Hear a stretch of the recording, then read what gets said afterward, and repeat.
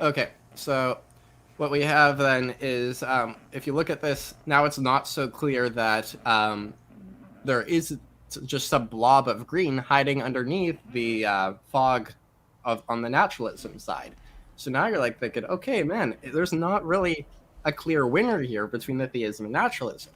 And it gets even worse because at the end of the day, James always has the ability to add something like some metaphysical thesis on top of his naturalism, like the idea that there's a multiverse or some universe generator or mysterious disposition. And what that will do is we'll add complexity, like we discussed, to naturalism, and therefore shrink it, but it will add a nice blob of green to the naturalism side. So that's always an option available to the naturalist. So it seems like the theist doesn't have much of a good argument here.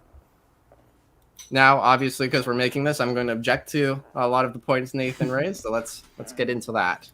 So first, I'm okay with 100% of the theism space being green.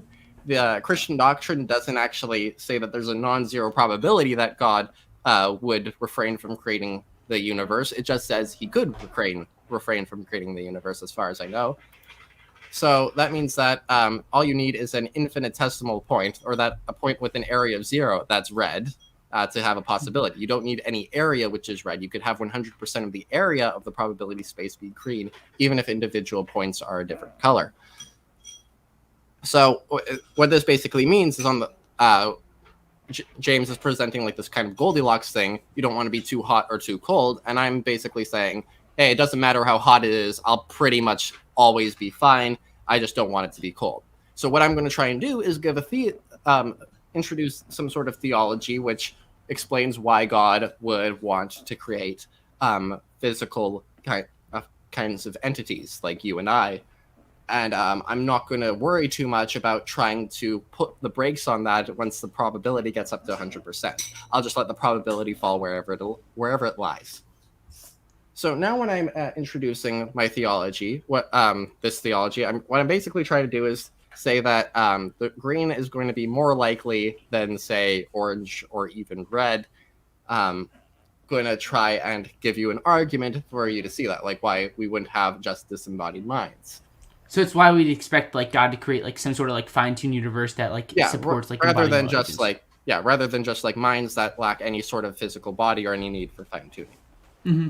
Now, when I'm getting from theism to adding some theology to it, I'm going to try and minimize the shrinkage that happens, the shrinkage of the probability space.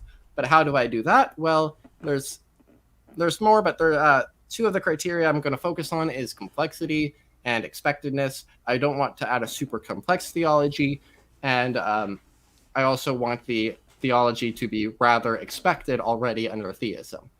So you could think of a bad kind of theology to try and argue for fine-tuning is like a theology where God likes the existence of carbon atoms. That has a lot of complexity, and there's no reason to expect that on theism, so that's not the kind of theology I'm going to be invoking.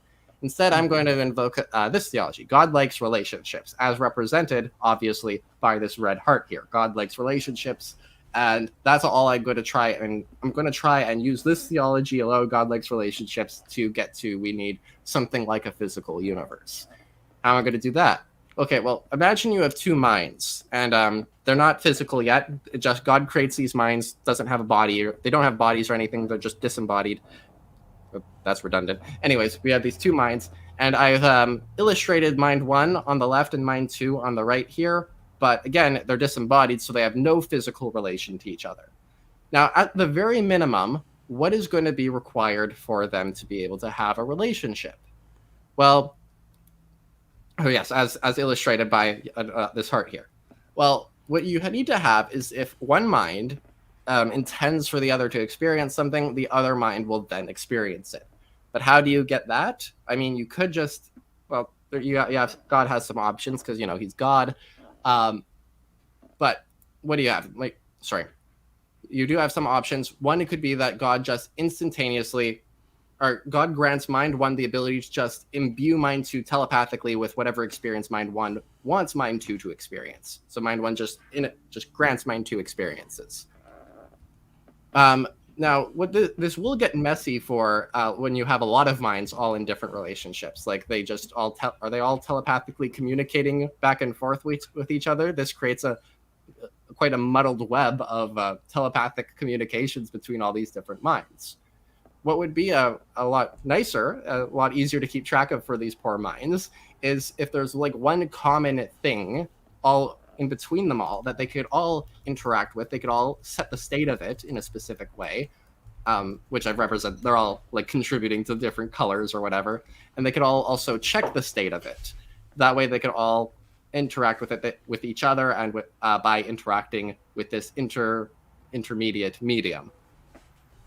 And obviously, that if they're going to be interacting with this intermediate thing to be able to interact with each other, they have to be quite familiar with how this intermediate thing works. They have to be able to control it. There has to be like regularities to how it works, so that they could use it consistently. This sounds quite university. This intermediate thing that they're all going to be interacting with. So for me, at least, the fact that there's a physical universe where I could like use it to say interact with Zach's disembodied mind I intend to cause some sound waves. The sound waves in this intermediate medium, the universe. He has ears that can pick it up, and now his mind has an experience. So I can intend for Zach to experience, say, the sound of my voice, and I can actually actualize that. So something like a physical universe, I would say, is quite expected under theism.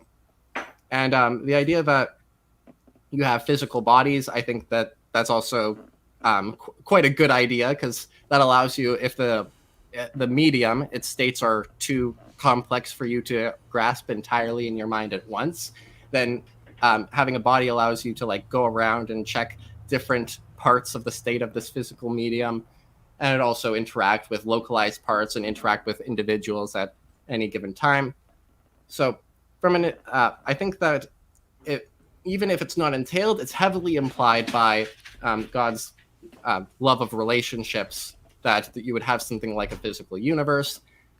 And I'm not going to go too much into why God would want relationships, because there's a whole question about moral theories and whatnot. But I think that a plausible moral theory would have relationships between agents, like loving relationships being a good thing.